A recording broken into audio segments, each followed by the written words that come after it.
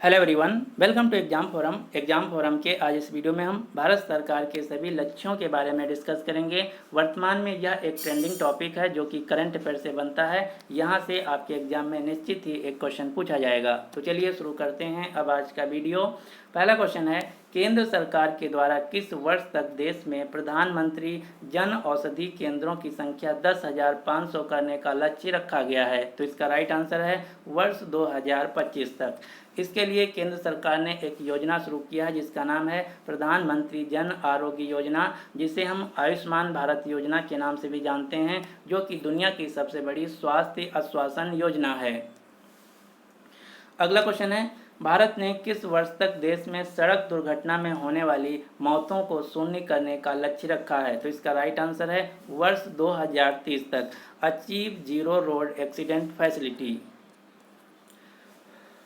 Question number 3 है, कोल India limited CIL ने 1 billion ton कोयला उत्पादन करने का लक्ष्य किस वर्ष तक का रखा है? तो कोल इंडिया लिमिटेड कंपनी का 1 बिलियन टन कोयला उत्पादन करने का लक्ष्य है वर्ष 2024 तक, यानी कि इस क्वेश्चन का सही आंसर है बी। जो कोल इंडिया लिमिटेड कंपनी है यह भारत की एक महारत्न कंपनी है जिसके CEO हैं प्रमोद अग्रवाल, मुख्यालय है कोलकाता, पश्चिम Bengal.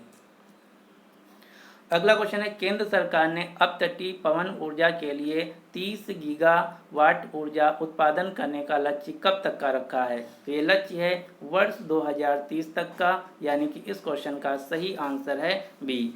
India's target to achieve 30 gigawatt offshore wind energy by 2030। अगला क्वेश्चन है, सरकार ने किस वर्ष तक किसानों की आय को दोगुना करने का लक्ष्य रखा है? तो इसका राइट आंसर है वर्ष 2022 तक। क्वेश्चन नंबर 6 है, देश को में सिंगल यूज प्लास्टिक इस्तेमाल को मुक्त करने के लिए जो लक्ष्य है क्या है? Target to eradicate single use plastic. तो भारत सरकार का लक्ष्य है देश में सिंगल यूज प्लास्टिक को समाप्त करना वर्ष 2022 तक, यानी कि इस क्वेश्चन का सही आंसर है डी। अगला क्वेश्चन है, देश के सभी गांवों को डिजिटल बनाने जिसके लिए ब्रॉडबैंड से जोड़ा जाएगा भारत के सभी गांवों को। इसके लिए भारत सरकार ने एक योजना शुरू किया जिसका नाम है नेशनल ब्रॉडबैंड मिशन। इस योजना के तहत भारत के सभी गांवों को कब तक ब्रॉडबैंड कनेक्शन प्रोवाइड किया जाएगा? तो इसका सही आंसर है 31 मई 2022 तक। अगला क्वेश्चन है, देश के सभी गांव को स्वच्छ पेयजल, हर घर नल, हर घर जल उपलब्ध कराने का लक्ष्य क्या है? तो भारत सरकार का लक्ष्य है भारत के सभी लोगों को क्लीन ड्रिंकिंग वाटर मुहैया कराने का लक्ष्य वर्ष 2024 तक का, यानी कि इस क्वेश्चन का सही आंसर है डी। ये क्वेश्चन रिपीट हो गया, कोई बात नहीं। अब आपको कुछ क्वेश्चन याद रखना जो कि पानी यानी कि वाटर से रिलेटेड हैं। जैसे स्वच्छ सर्वेक्षण 2021 के तहत भारत का पहला वाटर प्लस प्रमाणित शहर बना है मध्य प्रदेश का इंदौर। जल के महत्व के बारे में जानकारी देने के लिए लद्दाख में पानी माह, जल माह या वाटर मंथ शुरू किया गया है। पंजाब राज्य में हर घर पानी हर घर सफाई मिशन शुरू किया गया है। साथ ही साथ पंजाब सरकार के द्वारा मेगा सरफेस वाटर सप्लाई योजना भी शुरू की गई है। भारत में गोवा अपने ग्रामीण क्षेत्रों में 100% घरों को नल के माध्यम से जल मुहैया कराने वाला भारत का पहला राज्य बन गया है। भारत सरकार का लक्ष्य भारत के सभी ग्रामीण घरों को 2024 तक पाइपलाइन के माध्यम से साफ पानी मुहैया कराया जाए। इसके लिए भारत सरकार ने जो योजना शुरू किया है इसका नाम है जल जीवन मिशन। 24 घंटे सीधे नल के माध्यम से उच्च गुणवत्ता वाला पेयजल उपलब्ध कराने वाला भारत का पहला शहर बना है उड़ीसा का पुरी शहर। वर्तमान में भारत के जल शक्ति मंत्रालय के मंत्री हैं गजेंद्र सिंह शेखावत। तो ये थे कुछ क्वेश्चन जो कि वाटर से रिलेटेड थे, जो कि आपको याद रखना है। अगला क्वेश्चन है, भारतीय अर्थव्यवस्था को $5 ट्रिलियन इकोनॉमी बनाने का लक्ष्य कब तक का है? तो भारत की अर्थव्यवस्था को $5 ट्रिलियन इकोनॉमी बनाने का लक्ष्य है वर्ष 2024-25 तक, यानी कि इस क्वेश्चन का सही आंसर है सी। India's aim to achieve $5 trillion economy by 2024 and 25। अगला क्वेश्चन है, देश को टीबी यानी कि क्षय रोग मुक्त बनाने का लक्ष्य क्या है? तो भारत सरकार का लक्ष्य है देश को क्षय रोग मुक्त करने का वर्ष 2025 तक, यानी कि इस क्वेश्चन का सही आंसर है सी। टीबी का मतलब होता है ट्यूबरक्लोसिस। लेकिन यहाँ पर आपको ध्यान देना है, भारत सरकार का लक्ष्य है 2025 का, जबकि विश्व स्वास्थ्य संगठन, पूरी दुनिया में विश्व स्वास्थ्य संगठन के द्वारा क्षय रोग को समाप्त करने का लक्ष्य है वर्ष 2030। हर साल हम विश्व क्षय रोग दिवस मनाते हैं 24 मार्च को। अगला क्वेश्चन है, देश को मलेरिया मुक्त बनाने का लक्ष्य क्या है? तो भारत सरकार का लक्ष्य देश को मलेरिया मुक्त बनाने का वर्ष 2030 तक का, यानी कि इस क्वेश्चन का सही आंसर है बी। अगला क्वेश्चन है, दूध प्रोसेसिंग क्षमता को दोगुना करने का लक्ष्य क्या है? तो भारत सरकार का लक्ष्य है दूध प्रोसेसिंग की क्षमता को दोगुना करना वर्ष 2025 तक, यानी कि इस क्वेश्चन का सही आंसर है C. Doubling of India's annual milk processing capacity by 2025।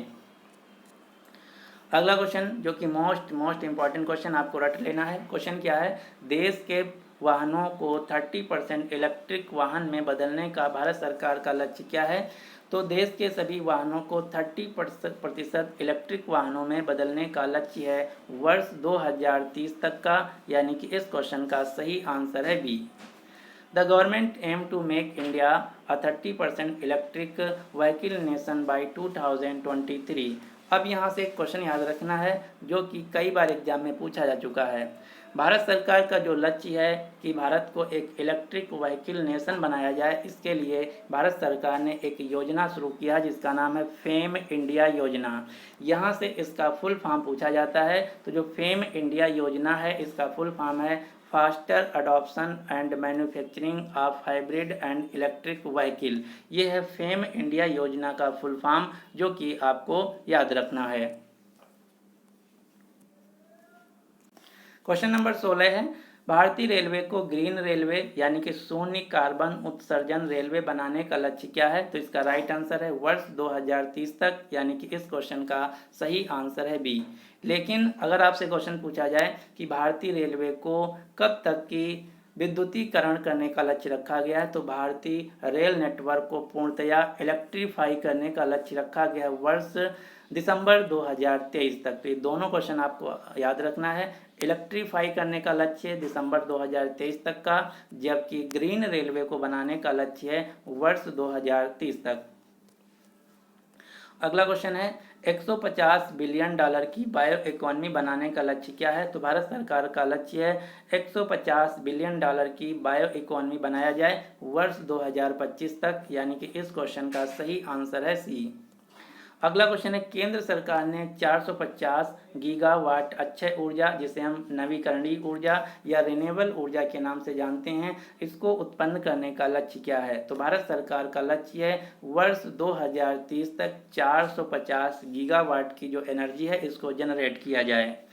Renewable energy, Akshay ऊर्जा या नवीकरणीय ऊर्जा क्या होता है, इसके बारे में आपको पता होना चाहिए। अक्षय ऊर्जा वह ऊर्जा है जो कि हम प्राकृतिक स्रोतों से प्राप्त करते हैं। इसमें मुख्यतः 6 प्रकार की ऊर्जाएं शामिल हैं। कौन कौन सी? सौर ऊर्जा, भूतापी ऊर्जा, पवन ऊर्जा, ज्वार ऊर्जा, जल ऊर्जा तथा बायोमास, जिसे हम इंग्लिश में solar energy, wind energy, hydro energy, tidal energy, geothermal energy तथा बायोमास एनर्जी के नाम से जानते हैं।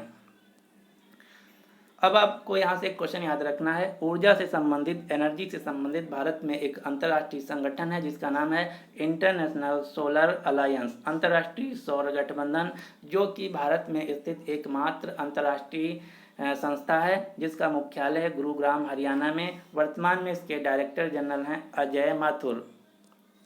अगर आपसे क्वेश्चन पूछा जाए अंतर्राष्ट्रीय ऊर्जा एजेंसी, इंटरनेशनल एनर्जी एजेंसी का मुख्यालय कहाँ है, तो उत्तर होगा फ्रांस की राजधानी पेरिस में। लेकिन अगर आपसे क्वेश्चन पूछा जाए इंटरनेशनल रिन्यूएबल एनर्जी एजेंसी, अंतर्राष्ट्रीय नवीकरणीय ऊर्जा एजेंसी का मुख्यालय कहाँ है, तो उत्तर होगा यूनाइटेड अरब अमीरात के अबू धाबी शहर में।